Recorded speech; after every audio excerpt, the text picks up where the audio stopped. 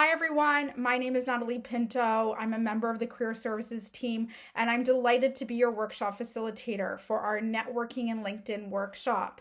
Networking is such a vital component of our career development and can really support us in reaching our career goals and in our job search success. And so I'm very much looking forward to presenting you some best practices for networking today and also providing you an overview of LinkedIn and how to utilize it effectively for networking purposes, but also for conducting some career research. In today's workshop, we'll be looking at a few things. And so first we're going to be doing an overview. I'll be presenting an overview of our career services. Then we'll jump right into networking. Then we'll talk about building and maintaining professional relationships. We'll go into preparing for networking, and then we'll finish off today's workshop with LinkedIn. Today's learning objectives, so by the end of today's workshop, you'll be able to explain the benefits of networking, identify the key steps involved in effective networking, discover different networking tools and strategies to expand your networking opportunities, enhance your LinkedIn profile using tips and tools gained from this workshop, define the purpose of an informational interview, otherwise known as a career chat, and review sample informational interview questions. So, what is networking? Networking is the process of talking to people and building relationships that provide you with advice and information. It allows you to make and utilize personal and professional contacts to gain information on the job market, different career choices, and new opportunities in your field of interest. Networking, however, is not asking for a job. That is a common myth. Oftentimes we think of networking as the sole purpose and the means of getting a job. And absolutely, at the end of a networking experience, perhaps a job may emerge, or perhaps after building a relationship with someone, a job opportunity may arise. However, from the initial onset, the first steps of networking is not asking for a job. It really is about relationship building and building professional connections that will support you in obtaining your career goals and support you in conducting career research. And so networking really is community and relationship building. So it allows you to learn about different professional and potential employers. It provides an opportunity to expand your connections, helps point you in the right direction for your career choices, validates that you are making the right career choice, that this really is the industry or field that is right for you based on your interests, your strengths, and your values. And it also helps you to access the hidden job market. So there are some other common networking myths in addition to networking being a means of getting a job. Because remember, it's not asking for a job. So some other networking myths include networking requires extensive connections to VIPs and CEOs and hiring managers who are really high up in the company. That's not true at all. Networking with your peers, people who are at the same stage in their career development as you, can be equally as valuable and effective. Relationships can be built in 30 seconds. That's not true at all. Relationships take time to build. Oftentimes, it requires meeting with an individual a few times for them to really get a sense of your qualifications and your career interests and your goals. And so they cannot be built in 30 seconds. Networking is manipulating people for self-serving ends. Absolutely not. You have to remember, everybody was at the same place that you are right now. We all network regardless of where we're at in our career development. And really, we should just see it as a method of asking people for direction. If you were lost somewhere, so say you were lost on campus and you wanted to know where the closest coffee shop was, maybe it's Roosters, Bridgehead, or Starbucks, you would ask somebody for direction. It's the same thing when we think about networking. It's really just an opportunity to ask somebody for direction when it comes to our career. Networking requires slick sale pitches and an outgoing personality. That's not true at all. Folks who are really introverted and quiet can network just as well as someone who's more extroverted. Networking opportunities can always be planned. Absolutely not true. Networking can take place absolutely anywhere in an environment that we don't even expect. And so, networking opportunities can certainly be unplanned, and we should always be prepared accordingly. And you should use the same elevator pitch, and we'll explore what an elevator pitch is a little bit later when networking with people. Absolutely not. You're always going to want to tailor the things that you share with someone you're networking based on the person's job or their professional circumstances. The conversations we have with folks when we network are never identical. They really vary based on the person that we're networking with. And so, what are the benefits of networking? Learn about areas of interest. It allows us to receive insider information. It gives insight into different career pathways and options. It helps us to discover the job market. It increases the chance to get noticed for future opportunities and allows us to receive recommendations and referrals. It helps to build our confidence. Sometimes we need folks to really champion us, and that is a part of the career process, and that's okay. And it also allows for career advice and support. One of the greatest benefits of networking is allowing you access to the hidden job market. So, the hidden job market is a term used to describe all jobs and other opportunities that are not publicly advertised or posted online. And oftentimes, to get a job that's within the hidden job market, it really relies heavily on referrals to fill those positions. And so, that is one of the benefits of building connections with like-minded individuals and other professionals. It's with the hope that perhaps one day, if you're in a position of needing a new job opportunity, that they might consider you or think of you or refer you for that job opportunity. But remember, that takes time, right? And doesn't happen right away. And in most cases, it doesn't happen right away. It can, but certainly it's unlikely. And so, again, really valuable to network with different folks so that you can hear about job opportunities that may otherwise not be publicly available. So, in situations of planned networking, we always want to think ahead of time about what are our goals from this networking experience. When we're going to speak to somebody or going to a networking event, we want to think about what would make this networking opportunity a success. And so maybe your goal is to meet people. So meeting different people during the opportunity, that will make it successful. Maybe it's to find folks who you can connect with on LinkedIn. Maybe it's to ask for something, and asking for something is not a bad thing at all. Remember, people have been in your situation before, but it is all about what we do ask for. And so asking for something could be a goal of yours, and that's okay.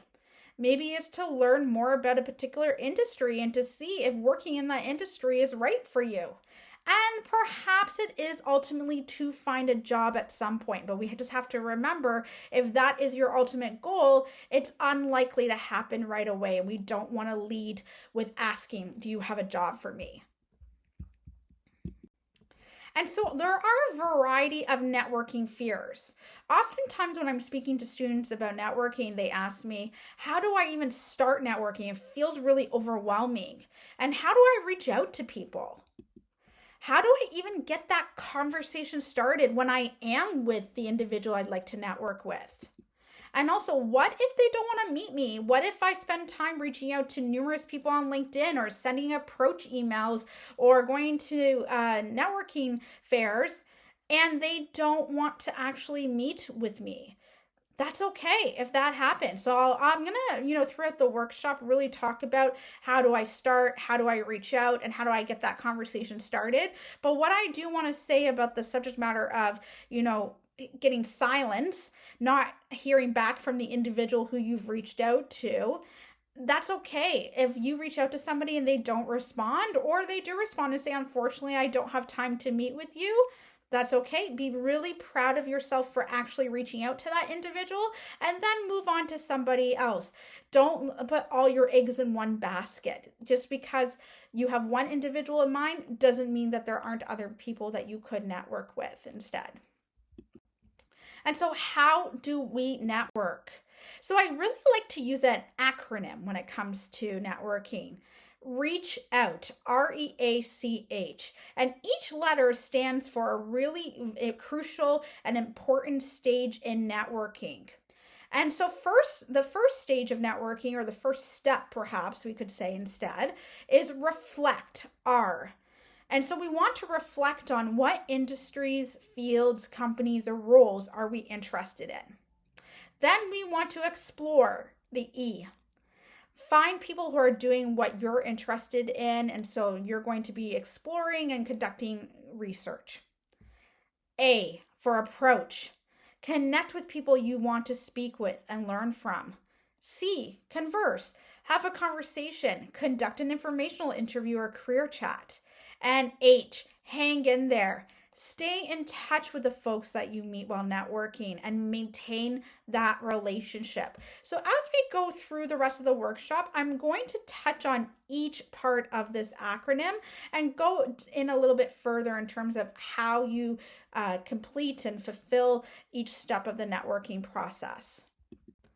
The first step of networking is to do some self-reflection and to ask ourselves some big questions to help us be strategic in our networking experiences. It's important to know what our values are, so what's important to us, our interests, what do we like, our environments and settings, where do I want to work, the audiences, what sorts of people would I want to work with, challenges and problems, what types of challenges do I want to solve, classes, what are some of my favorite courses, for motivation, what excites and ignites me, and skills, what am I good at? And so knowing the answers to some of these questions, and it's okay if you don't know exactly, you might have a few ideas in mind, but knowing the answers to these questions not only helps us within our career development and helps us to find an appropriate career pathway for ourselves, or helps us to identify some appropriate career goals based on our values, interests, environments, etc. It also helps us to make sure that we are taking full advantage of our networking opportunities and are seeking the information that is going to help us the most to make some really important career decisions. So let's talk about skills. Before we network, we really want to make sure that we reflect on what our strengths include. So what are the skills that we're really good at? But not just the skills that we're really good at, what are the skills that we want to be using in a workplace? Because we can be really good at something, but not want to be utilizing those skills in a workplace. And so when we think of our transferable skills, our transferable strengths, oftentimes there's skills you can gain in one situation that can be used in other situations. So for example, they can include human skills such as communication, teamwork, and leadership skills, or they can include technical skills and industry knowledge such as our proficiencies with Microsoft Office or different CAD design software, or lab equipment, or even the ability to utilize Brightspace. All of these things play a role in being able to articulate how the skills we're learning in the classroom and in other experiences here at the university will allow us to be able to meet the needs of an employer or be able to fulfill job duties within a particular industry. Two excellent resources for identifying your skills includes Your Degree, Your Future, which is an online tool provided by Carleton that helps you explore the different kind of skills typically developed in your specific degree program. It's a great starting point to see how your academic path aligns with your career competencies. The second tool is our course syllabuses. The course syllabus is an excellent resource. Don't overlook it. The learning objective and outcomes listed in your syllabus are gold mines for identifying skills. They tell you exactly what you're expected to learn and demonstrate. For example, it could be critical thinking skills, research skills, or collaboration skills. Another great place is to look at the assignments listed in your course syllabus. They also give you some insights into the skills you're developing throughout the course. So let's look at the second part of our REACH acronym, the E, which stands for explore. So this means to find people who are doing what you're interested in and to conduct some career research. And so research is key throughout this phase.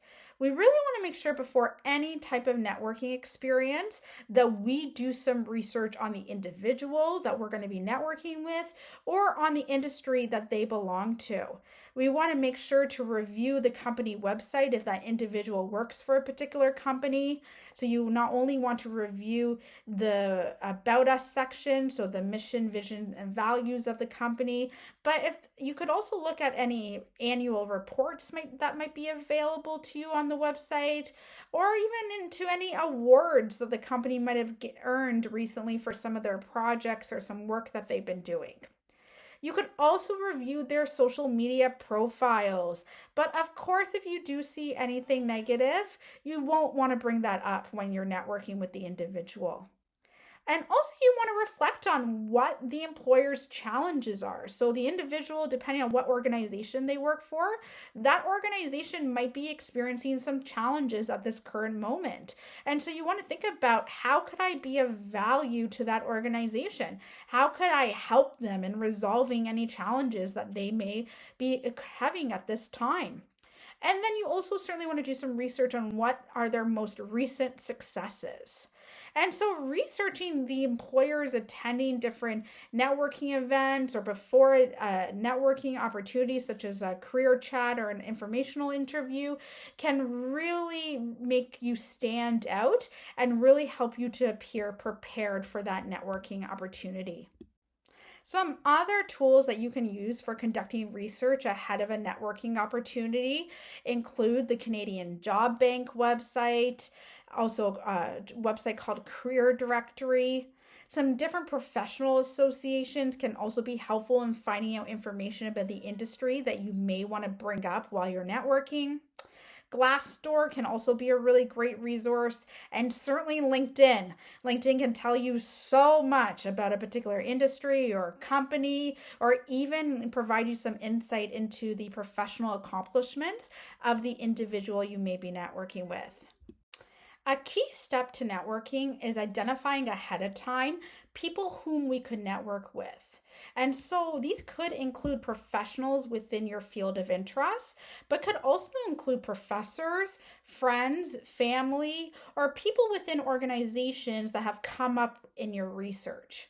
And so we could use social media tools such as LinkedIn to follow companies that came up in our research and also to find people who work in our fields of interest that we would like to pursue and have a career in.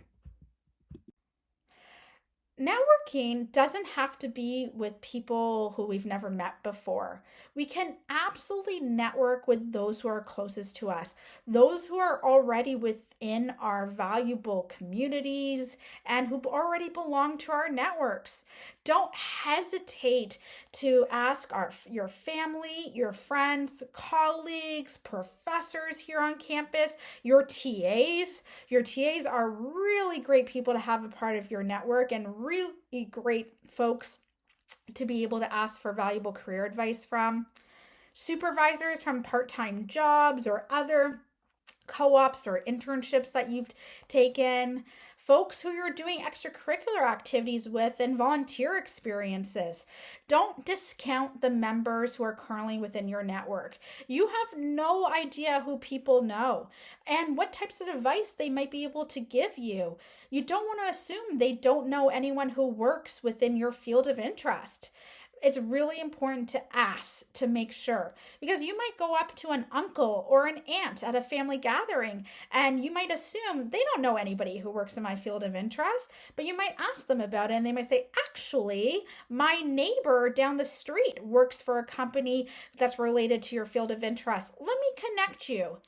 You may not have known that, right? And that might come as a surprise, but you wouldn't know unless you asked. So it's really important to start within your own community and use that as a launch pad to your networking endeavors.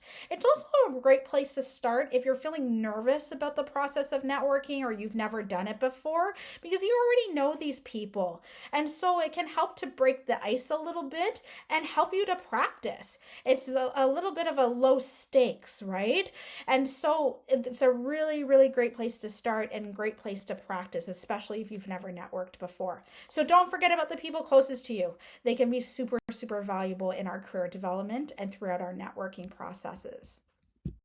So after we've identified folks who we want to network with, folks within our existing communities, or perhaps employers that we found online, we then want to approach them, asking if they'd be willing to have a conversation with us. And so approach is the third part of our acronym. It's the A in reach, and it means to connect with people you'd want to speak to and learn more from. And so there's a few ways that you can approach these individuals. You could try to connect with them on LinkedIn. So when you do that, you're going to want to send a customized note and engage with their profile and with the activity that they post on LinkedIn. Or you could send an approach email, which is an email introducing yourself and explaining why you're reaching out to them specifically. Is an excellent way to show your research. And it also invites them to have a conversation or an informational interview with you. Or you could connect in person. Maybe you're going to attend a career fair that you know the employer is going to be located at. And so you'll want to introduce yourself and share your points from your elevator pitch, or ask questions and be yourself and listen attentively. It also provides an excellent opportunity to exchange contact information and to follow up and to exit nicely and naturally. So let's explore how to approach people online. And specifically, we're going to look at how to find people on LinkedIn. A great way to network using LinkedIn is by utilizing Carleton's LinkedIn alumni feature. So on Carleton University's LinkedIn page, there is an alumni tab. This is where you could look up alumni who have graduated in your same degree program or in another degree program that's of interest to you, and where you can look up where they're currently employed or where they've worked before. You can then message them and ask if you can connect with them. And this is a really great way for networking because you already have something in common, and that is Carleton. And often I find alumni are eager to support current Carleton students because they have been in your shoes before.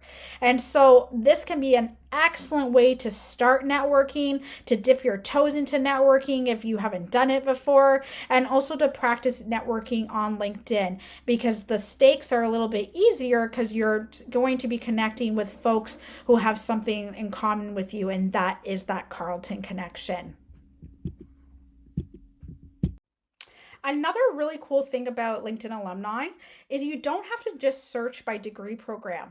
You can also find alumni who are currently working for companies that came up within your research. So say, for example, you are really interested in working at Nokia. This is just one example. There are many, many employers out there, but for the purposes of the workshop, let's go with Nokia. And so say I really would love to work for Nokia. They came up as a company that would be suited to my career goals and my areas of interest. And I want to know, are there any folks from Carleton who graduated from Carleton who currently work there? So I'll type Nokia in the search field on LinkedIn alumni, and then it will populate anybody who has graduated from Carleton, who currently works for Nokia or previously worked for Nokia. So basically anybody who has Nokia in their profile. And sometimes it also populates current students as well. And as we talked about before, current students are also great to connect with as well because they, even though they're still a student, they have had valuable experience and can share really great advice. So in this particular example, I did my search and I came up upon someone named Jenna. And Jenna is someone who has a a job title that's appealing to me. It's called UX designer, and maybe I want to be a UX designer. And so I'm going to connect with Jenna. And so I'm going to send her a note. I'm not going to connect with her blindly. I'm going to send her a note that speaks to why I would like to connect with her. And so my note should contain something along the lines of introducing myself. And then I'm going to explain to them what we have in common. So why am I connecting with them? So for example, with Jenna, maybe I'm connecting with them because I'm really interested in the UX design field. And I'd love to know more about their experience working as a UX designer. And then we explain why we want to connect, which is that component of maybe you'd like to know a little bit more about their role or even what it's like working at Nokia. So your note should be fairly short and concise, and it's just a little bit of a brief introduction as to why you're connecting with them. And sending a note can be really valuable because folks on LinkedIn are more prone to accept your connection if you send a really nice note explaining why you're connecting with them, especially if they've never met you before.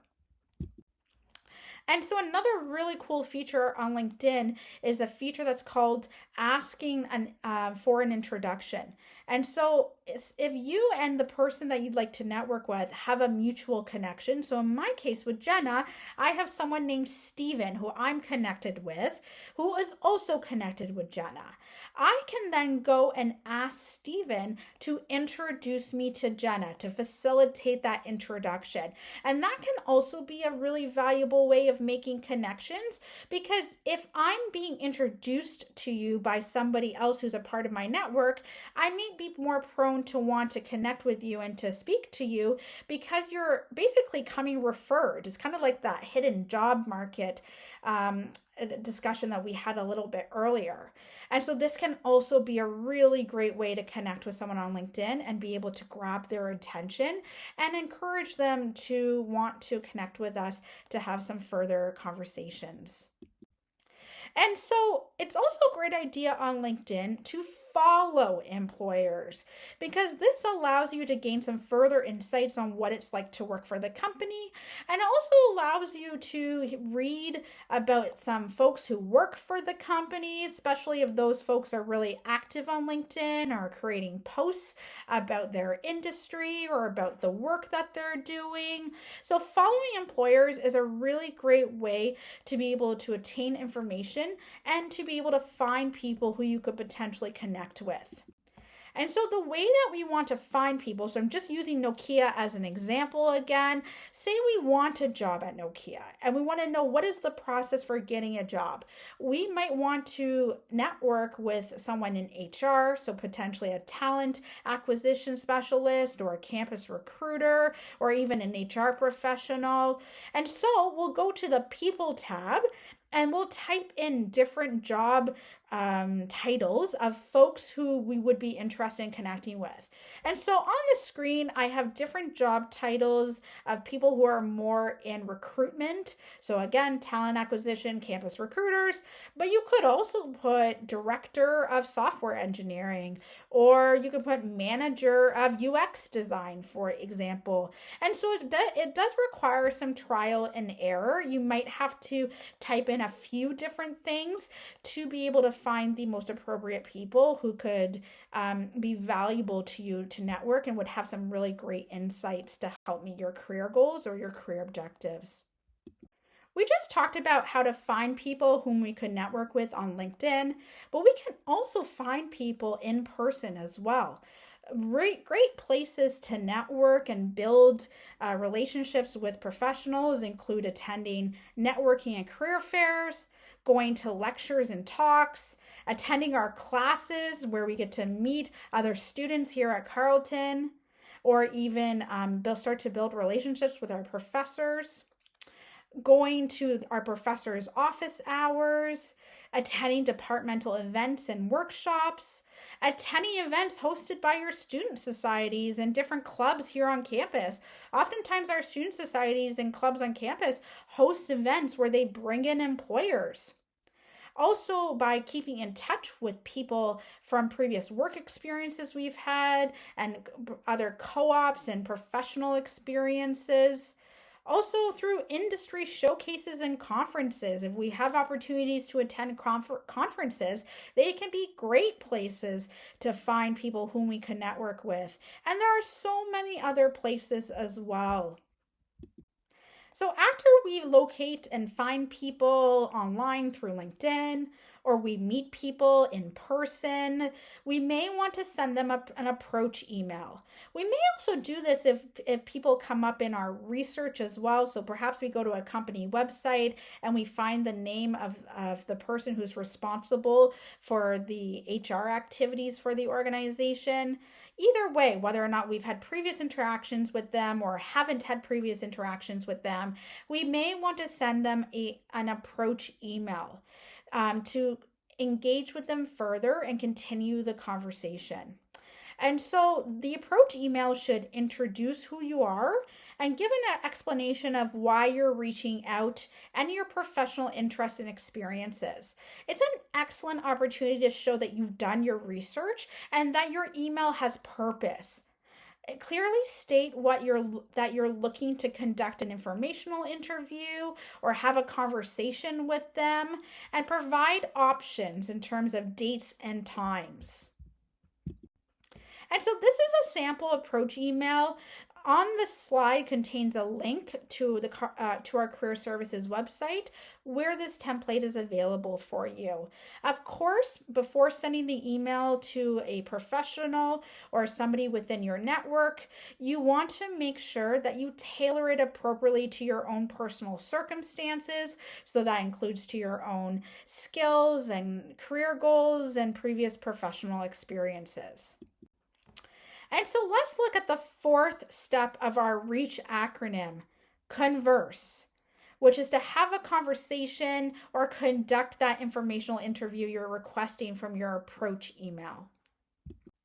An informational interview, also known as a career chat, is more of a conversation than a formal interview. So don't think of it like a formal interview so you don't feel nervous about it. And the goal is to get to know the person that you wish to network with and to speak to gain some further insights that will help you with your career development. You may want to ask some questions related to their role or the organization that they work for. Use this opportunity effectively. Don't ask questions where the answers could be found online.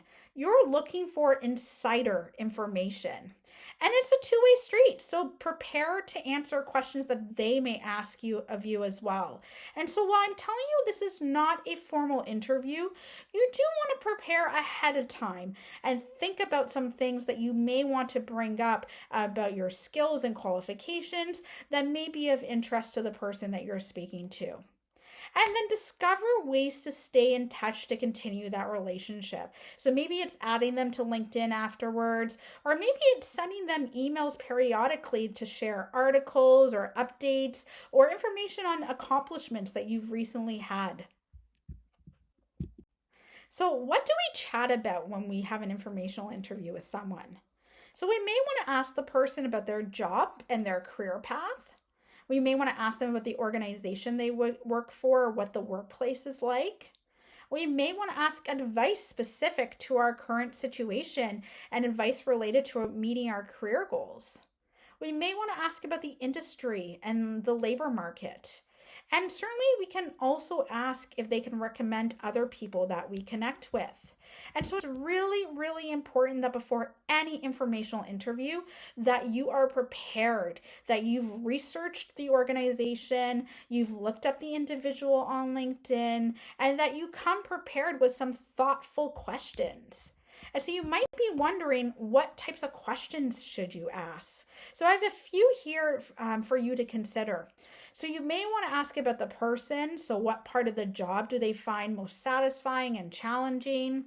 Or what qualities or abilities are important for being successful in the position? Or how do they prepare themselves for that kind of role? You could also ask what a typical day looks like. So on a typical day, what do you do?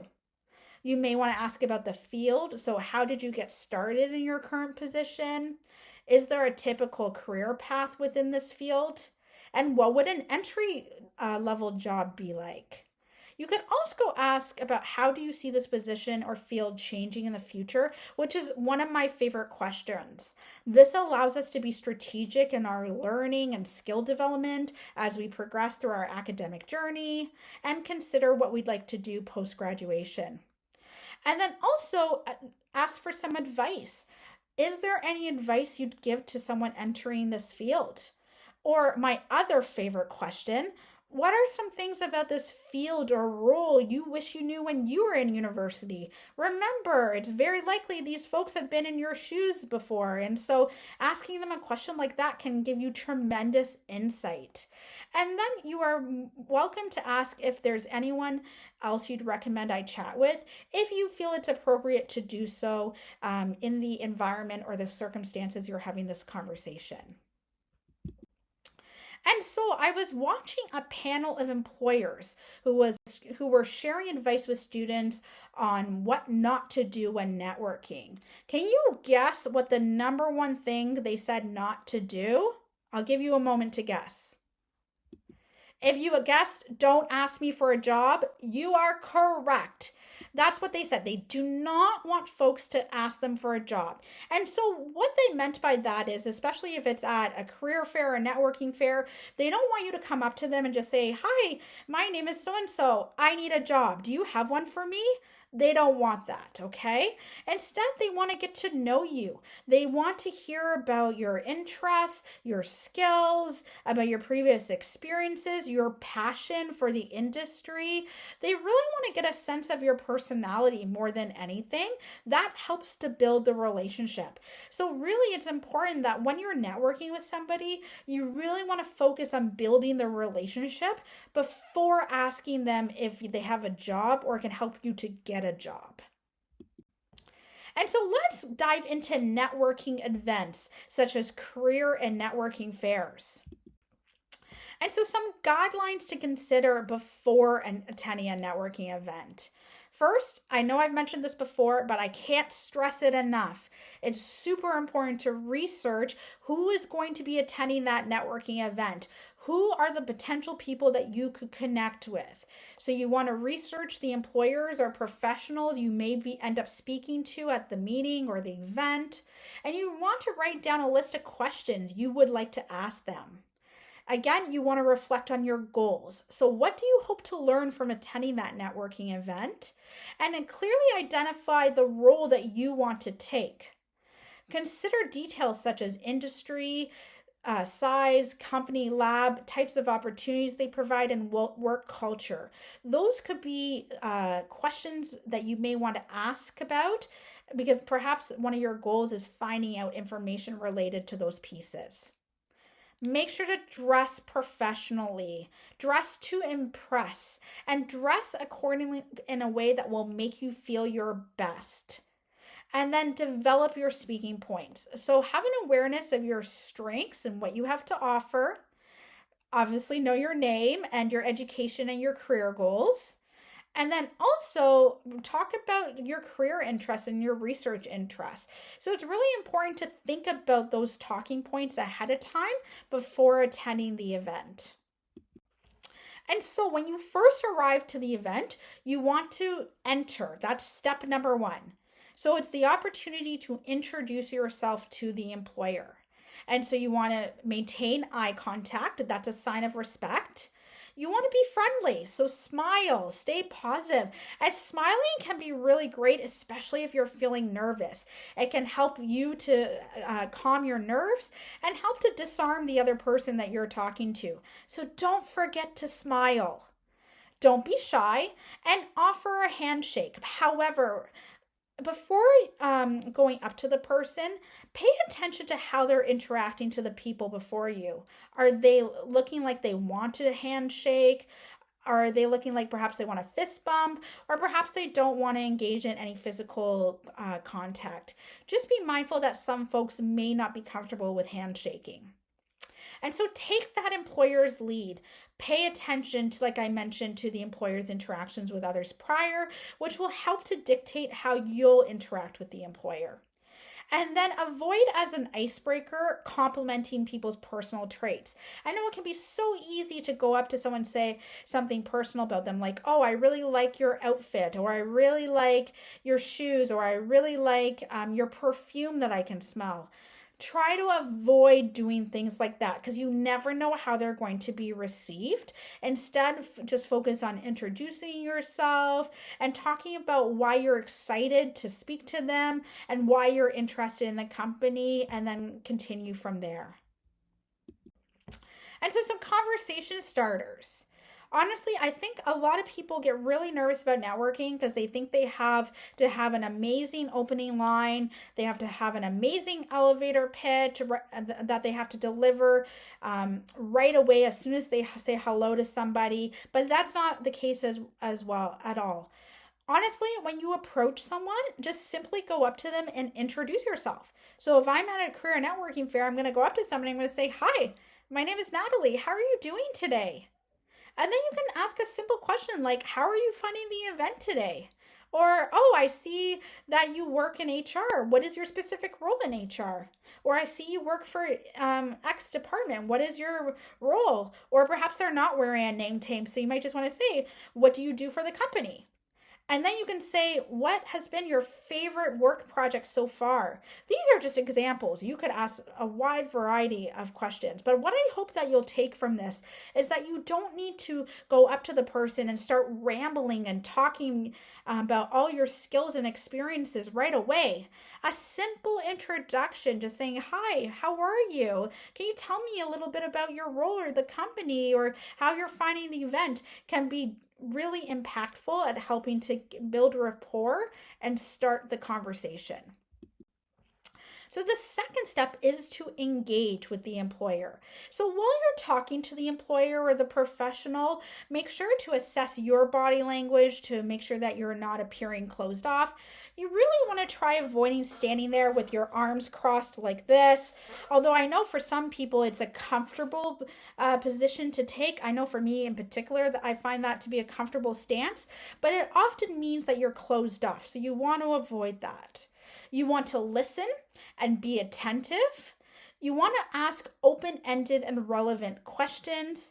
You want to provide information and add value to the conversation. So you don't want to just be the one asking questions to the employer.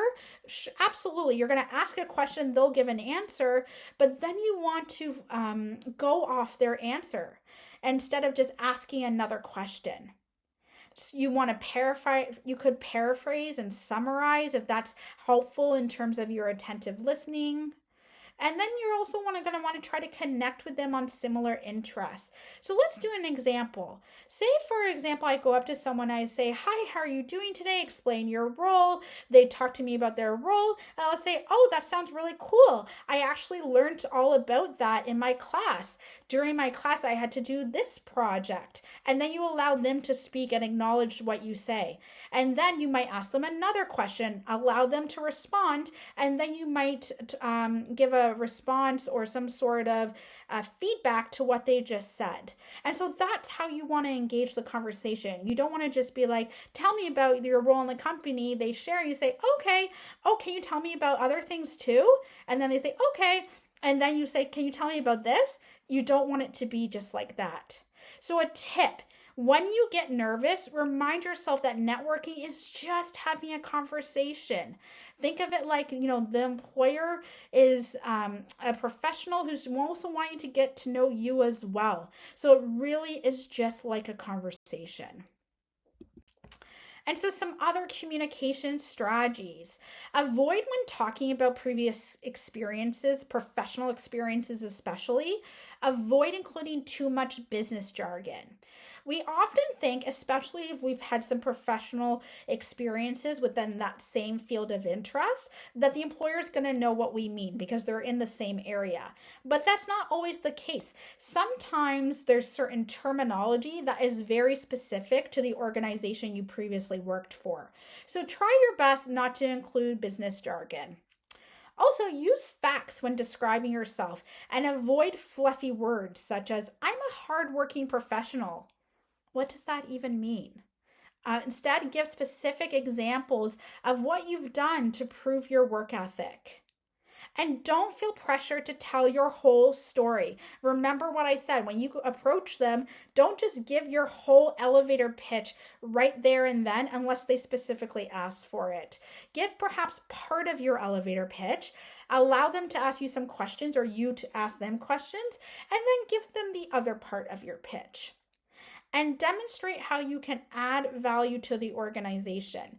Don't make it so focused on what you can get from the experience. Instead, ask how you make it focus more on how you can contribute to it. And so some other tips. Be mindful of scent. So how much cologne or perfume you're wearing. There are folks who do have perfume or scent allergies. So of course, I do understand that there's certain folks who don't want to leave the house without spraying some cologne and perfume on. That's okay, but be mindful that there could be some allergies, so perhaps reduce the amount that you may be putting on. And as I mentioned before, it is really important to dress well.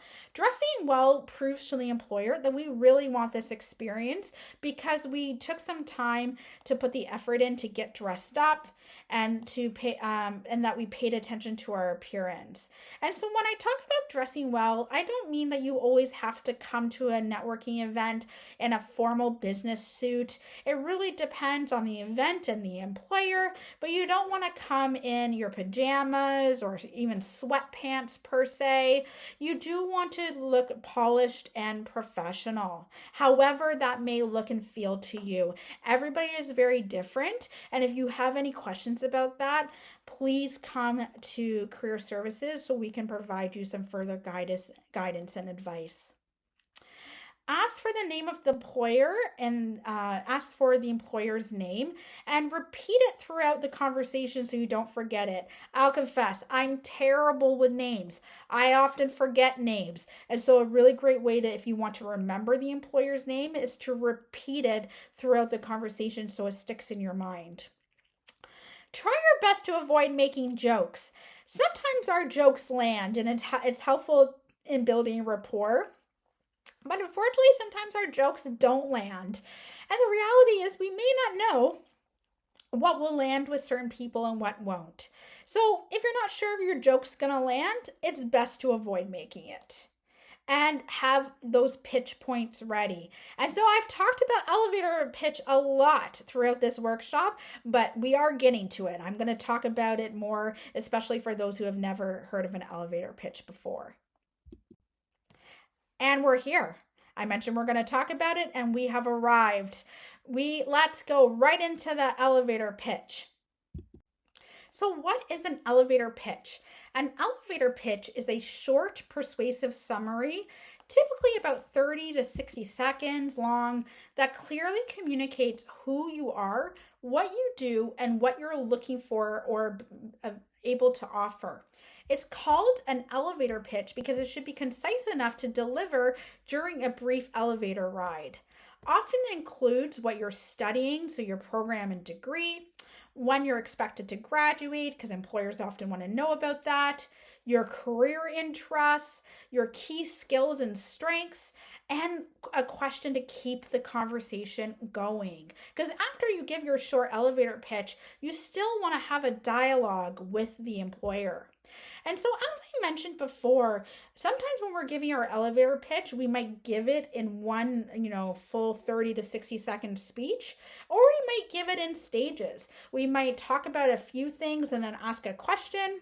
The employer will respond back, and then it might prompt us to talk about a few other points. And so don't think of it necessarily as just a pitch, although sometimes we do give it as just a pitch.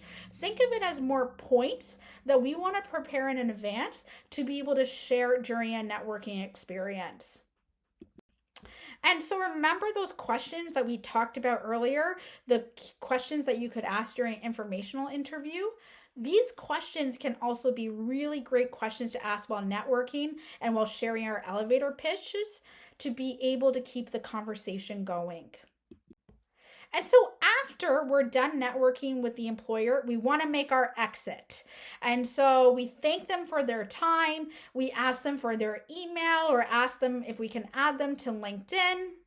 Another really important thing to keep in mind is that 15 to 20 minutes is a good benchmark for an appropriate conversation with an employer. In all honesty, if the career fair that you're attending is large and there's a lot of people around, you may not even get a full 15 minutes. 5 minutes might be the most appropriate. So you'll need to gauge the appropriate time based on the circumstances.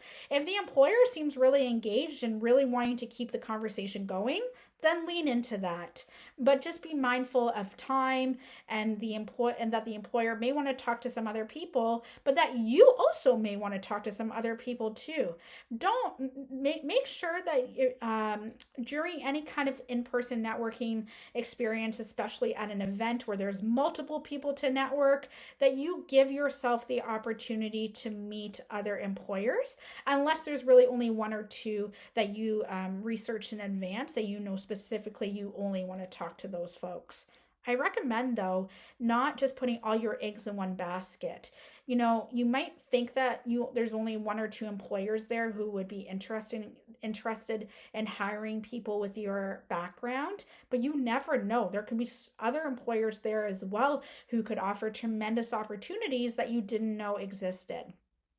And so on LinkedIn, have a few back and forth exchanges followed by a request for an informational interview. So if you add them to what that means is if you add them to LinkedIn after your initial meeting or your initial opportunity to engage with them at a career fair, hopefully they accept your connection request, and then you can send them a few messages.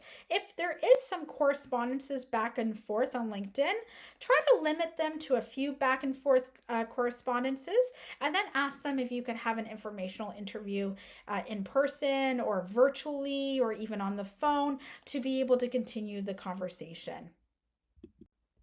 And so now we have arrived at our last part of the acronym, the last letter, the H for reach. And reach, hang in there, stay in touch, maintain the relationship. And so it's really important that after any networking experience, whether it be on LinkedIn, whether it be in person at an event, whether it be after an informational interview, that we send a follow-up email. So we always want to send a thank you note. Okay. And so it's really important that even when we're attending a career fair and we might be talking to many different employers, that we make some notes after every interaction, because when we send a follow-up email to thank them for connecting with us and for sharing some of their experiences and, for sharing other information that we may have asked them about, we want to be very specific about what we appreciate. We don't want to just provide a generic thank you note that sounds like an AI technology wrote. And so we want it to be very personalized and tailored to each conversation. And so make a few notes and then send those thank you notes.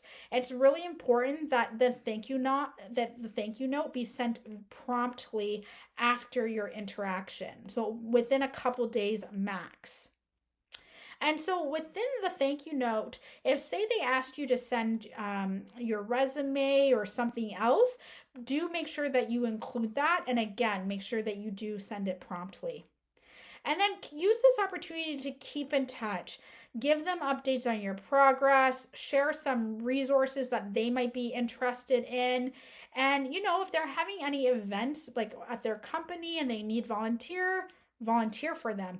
It's an excellent way to see the person that you were networking with in person and maintain that connection. Also, after the event, you want to reflect on your networking experience. Networking is difficult for a lot of folks, especially if they haven't had a lot of practice. So it's really important to reflect on what went well and maybe what didn't go so well. Don't be hard on yourself, though. At the end of the day, we don't truly know how the other person thought about our interaction with them. So be gentle with yourself. Be kind to yourself. Be proud that you went to the networking event in the first place, because not everybody will put themselves out there like that. But do reflect on some things that you'd like to improve for next time. And think about how you can get some practice in. Maybe you'll practice with some friends, maybe your roommates, maybe maybe with some family. Again, remember our personal network that we're close to, they can be really, really great resources and folks to be able to help you practice.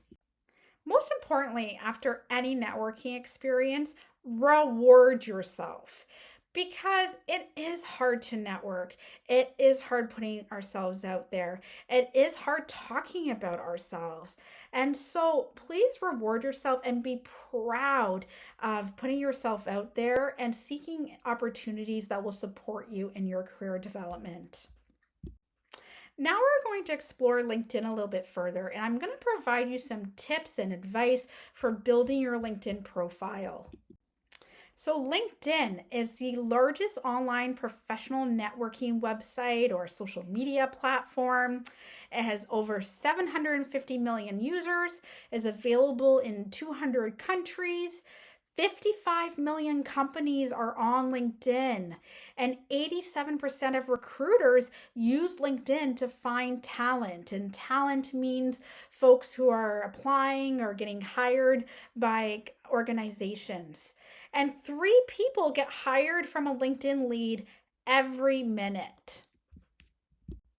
And so, what are some benefits of using LinkedIn?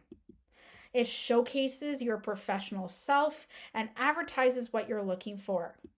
It highlights your skills, qualifications, education, and experiences. It allows you to practice networking and promoting yourself. It allows you to grow your professional contacts and build a professional community of like-minded individuals. It allows you to do great career research by seeing what alumni are doing, reviewing qualifications required for different roles within your field of interest, learning more about different employers, and also discover career pathways that we maybe didn't know existed. And so there is a really great checklist available on the Career Services website that walks you through different things that you should be thinking about including in each section of your LinkedIn profile. I've included the link on the slide here. Please check out the checklist. So one of the first steps in building your LinkedIn profile, or if you have a LinkedIn profile and haven't done this, is editing your public profile and URL. And so the URL that you're given when you make a LinkedIn account is super long, but you can edit it down to be shorter and oftentimes to just include your name. Your LinkedIn profile should have a profile photo. If you currently have a LinkedIn profile and you don't have a photo, please include one. And if you don't have a LinkedIn profile, please make sure to take one and post it to your LinkedIn page. And so the reason we encourage a photo is because it helps to get you more views. You'll get up to 21 times more views with a photo compared to without. And it's the first look for some employers and really helps to validate that this is a real LinkedIn account. And the photo shouldn't be like other social media photos. So it shouldn't be like a photo you would put on Instagram or another social media profile. It should be like a professional headshot where you're looking directly at the camera. You have a neutral background, and it should look very professional. Now, with that said, you do not need to pay someone to do this photo for you or get a professional photo from a professional photographer. Anybody with a cell phone can take the photo for you, as long as it looks professional and polished and is not too, you're not in a scenery that's too distracting. Sometimes I get questions as to whether other people can be in our profile photo, and the answer is no. It really should be a photo of just you and not you with anybody else. The second thing you want to be doing is looking at what you'd like to include in your headline. So your headline describes what you do. And remember, it's the first thing people see when they view your profile. It can be up to 220 characters long and can include emojis like the example you see here on the screen. So this is my colleague Stacey Ann's profile.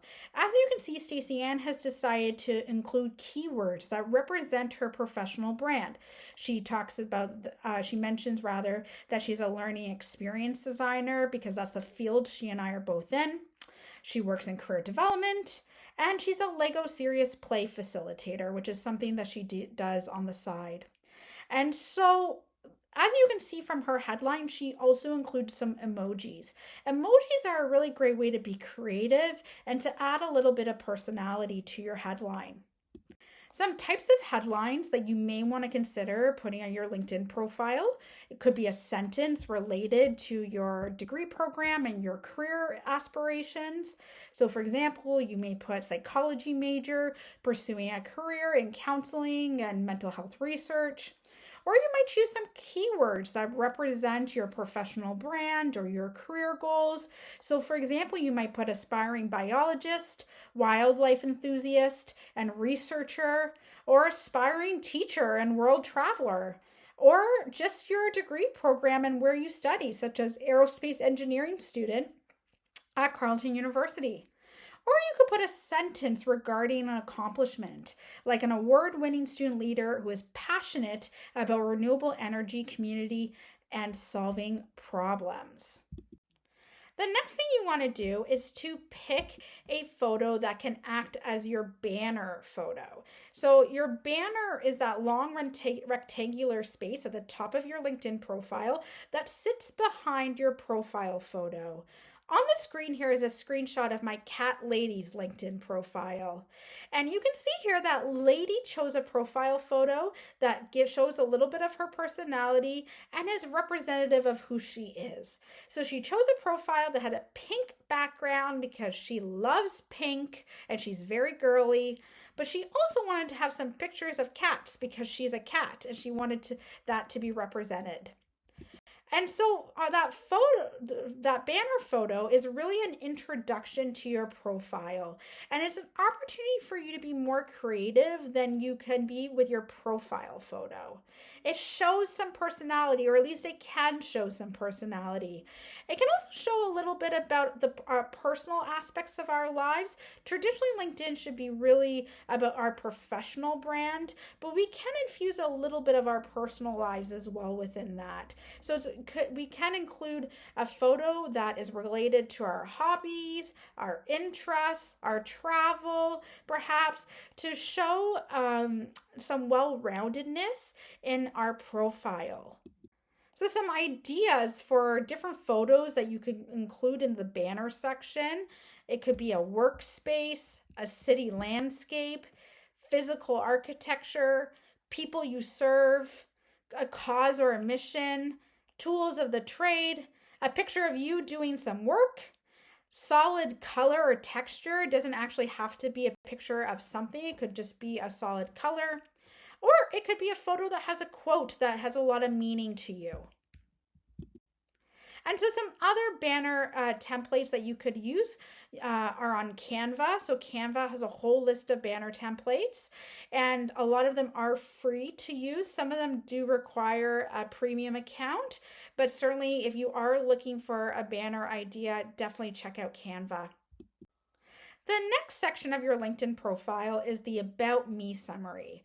And so what the About Me summary is a short paragraph that expresses your goals, motivation, skills, and accomplishments. So don't forget to keep updating that as new goals may arise, new motivations may occur, and you may be gaining new skills or having new accomplishments. And really, it's reflective of your elevator pitch. All the points that you develop for your elevator pitch can be added to your About Me summary. So it really does serve dual purpose, that elevator pitch. And it really is an overview of your professional life, and it can be up to 2,600 characters. So here's an example of an About Me summary. It says, I am an aspiring computer systems engineer who loves finding patterns and connecting dots, be it ideas from different industries, people from different backgrounds and teams, or applications from different technologies. I have strong technical skills, particularly in database and machine learning, great verbal and written communication from delivering presentations and writing reports, and experience working in diverse teams in both academic and in industry environments. My academic background is in mathematics, engineering, and statistics. So that's an example for one degree program and one person here at Carleton. But of course, that would be tailored and modified to your own degree program, your own skill sets, and your own aspirations. And so the thing that I really love about how this is written is that it's specific. It says I have strong technical skills, particularly in database and machine learning. It's specific to say what some of those technical skills are instead of just saying technical skills, which could really mean absolutely anything. It also talks about working in diverse teams. So there's a good mixture of both technical skills and non-technical skills, those human skills. And it's very specific in saying what context. It talks about how the person has experience working in diverse teams in both academic and industry environments. Moving along, it says, I also love solving business problems with unique algorithms and communicating complex ideas to business stakeholders. In my studies, I took on a number of leadership roles, including mentoring 2 high school students, coordinating university research events for 400 plus attendees, and building a rocket with my colleagues on the CU in Space team. I'm graduating in April, and you would put the date, and I'm interested in full-time or contract data science or machine learning roles. Please feel free to get in touch with me. And then it lists some skills. And so what I like about the rest of the About Me paragraph here is that it's diverse. It includes some other aspects of the student's professional brand. It talks about their extracurricular activities and leadership roles. It gives a number to show impact of their research event, which is really important. And so it has a lot of great information that would be appealing to an employer and gives a really good summary of some professional experiences they've had. It also lists the year they're expected to graduate, as employers are really interested in that. And then at the bottom, it lists some skills, and skills are really important to put in your LinkedIn profile. And there's different areas where we list skills, which we'll talk about in a moment. So listing some of your skills in the About Me section is a great idea as well. The next section is the experience and education section. This is where you will replicate your resume to some degree, but you'll replicate it and you'll expand on it. And so when you're listing your experiences and your education, just like on your resume, they should be listed in reverse chronological order. For your work experiences, you'll want to include co-op, internships, and also unpaid experiences as well. You can definitely put volunteer experiences and extracurricular activities. And so when writing out your experiences, you want to describe your roles and responsibilities and the accomplishments that you've gained, just like you would write about it on your resume. Moving to the education section, you want to include all your degrees, any certificates you may have gained, and any diplomas you may have completed.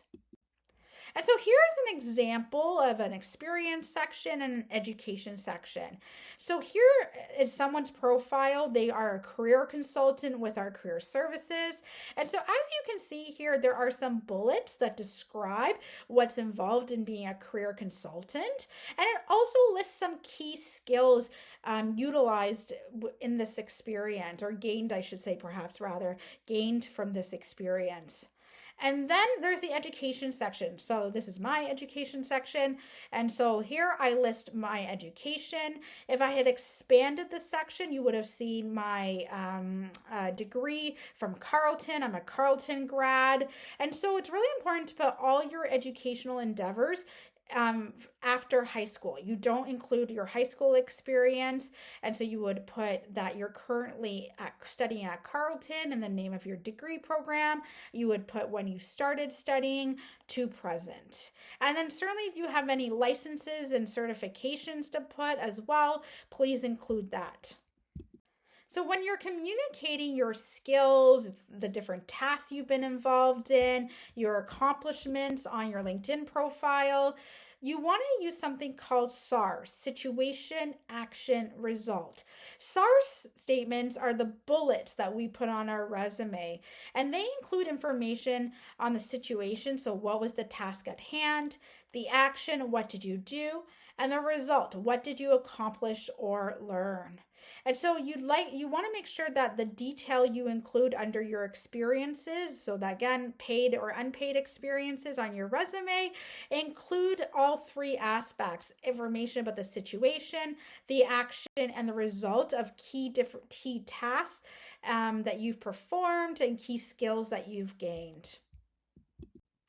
It's really important to include skills on your LinkedIn page. And they should be a combination of technical and human skills. And it's really important to be specific with the skills. And so, what's really nice is that LinkedIn has a bank of hundreds of skills that you can select from. So, as you start typing in a skill, it will show you different skills that you could decide to include. And it's important ahead of time to research in-demand skills relevant to the field that you're looking for jobs in, or related to your field of interest, and fields that are related to your career goals. Now, with that said, say you do that research and your research tells you that there's some skills that are in demand that you don't have. Don't put those on your LinkedIn profile. You should be only including skills that you actually have, that are true to you. You don't want to include any false information or anything that could be misrepresentative of your true professional brand on your LinkedIn page.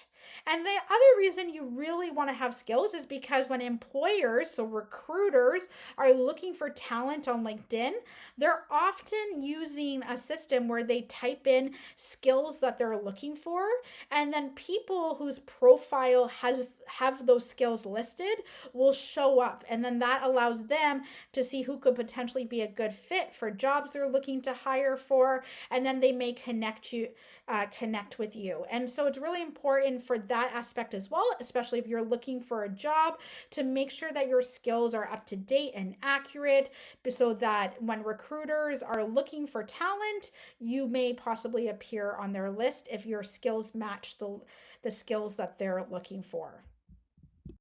Another really cool feature of LinkedIn that I highly encourage you to use is skill endorsements. And so this is where you can ask folks that you've worked with, whether it be former colleagues or current colleagues, even classmates that you've done projects with, to endorse some of the skills that you've listed on your profile. This adds validity to the claims that you have those skills. And so it's really neat to ask folks to endorse your skills. Now, if you feel shy or uncomfortable to ask people, what you could do is you could start endorsing other people's skills and hope they return the favor. But if you're finding they're not returning the favor, then honestly, it's really not a bad idea to ask. If they don't do it, they don't do it. But at least you went out and asked, and I'm sure they will do it, because oftentimes we want to help each other, especially if you were to say, I'll endorse some of your skills if you'll endorse mine as well. So it can be reciprocal, which is nice. Another really neat feature of LinkedIn is that it allows you to add documents, and which are basically a sample of your work. LinkedIn these days can almost act as a portfolio of your work. But keep in mind that anything you do add to your LinkedIn profile is public for those that you're connected with. And so you do want to keep in mind that you don't want to put anything on your LinkedIn page that may contain sensitive information or information or data that is proprietary, so confidential. And if you're including samples of your work where you collaborated with somebody else on, you want to make sure that you seek their permission as well. And so different samples of your work that you could upload could include papers and publications, samples of photography photos you've taken, videos you've created, PowerPoint presentations you've developed and then facilitated, and any other kind of media content. The way when you do add them to your profile, it shows up as an attachment for someone to view, but it doesn't become a part of your feed. So unless, depending on your privacy settings, only people that have access to your LinkedIn page will be able to see it. But if you have public privacy settings, then everybody can see it. So keep that in mind. And only add things that are relevant to jobs that you might be seeking, or to that will support you in obtaining your career goals. Now you can see there is a note on the slide that says do not upload your resume. I do not recommend that you upload a copy of your resume. You shouldn't need to, because basically you'll replicate your resume by filling out the different sections of the LinkedIn profile. And another reason why you don't want to upload your resume is sometimes it contains sensitive information, such as your telephone number and your email address, and you don't want to disclose that. It's not a good idea to disclose that. If you're really set on uploading your resume, then please take out at least your phone number. Do not publish that, and take out any other sensitive information that you wouldn't want anybody to see, or you wouldn't want the general public or people who have access to your LinkedIn account to see. Another great section to have on your LinkedIn page is a section dedicated to projects. And so if you'd like to add projects to your LinkedIn profile, what you need to do is click Add Profile section and then click Add Projects. Once you click the projects button, it will take you to a page where you can start adding information about a project that you've completed. So you want to include the project's name. You want to include some bullets that describe the key tasks and deliverables and accomplishments. The bullets should be in the same format as the bullets under your experience sections. And so remember that SAR formula we discussed. You'll also want to include some skills. So some skills that you would have gained from that project. And you can also upload some samples of documents and different media that you created for this project. Another really neat feature is that you can tag different collaborators. So people who worked on the project with you, you can tag them, which is really nice because it helps increase exposure to both of your LinkedIn profiles, yours and your collaborators. Remember, your LinkedIn profile will just be a resume in cyberspace if no one reviews it or engages with its content. So to ensure that your LinkedIn profile adds value to both your professional brand and to your network, you can consider doing a few things. One of those things being adding some content. You could decide to write a post about perhaps some news that's happening in your field of interest or related to your industry of interest, or you could post an article that is related to an issue or a trend within your area of interest or your field. You could even post a reflection on that article. You could also create a video talking about something that's relevant to your industry of interest. Or you could post some pictures of an event you recently attended that relates to your field. Whatever you decide to post, you want to make sure you keep it professional. You could also action others to read, comment, and share your posts. You also want to share and comment on the posts that come up in your feed. Lend a virtual hand and support others with their posts. And also participate in online discussions by joining groups and messaging other people.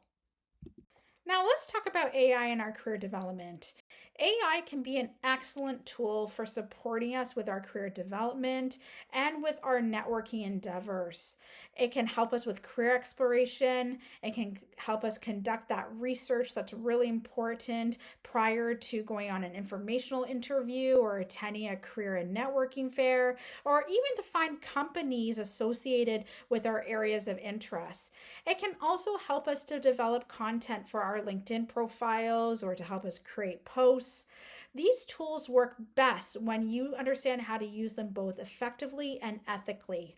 So it's really important that when using an AI tool that you check responses for inaccurate information and include your own words. So if you're getting it to help you to write a post on LinkedIn, that you make sure it still sounds like it was written by you and that it contains some of your own words. Also, use specific prompts and ask follow-up questions. Ask for specific responses based off your professional brand and any kind of materials associated, such as your resume. And AI will not provide expertise in an individualized approach, so please come see us at Career Services for further support.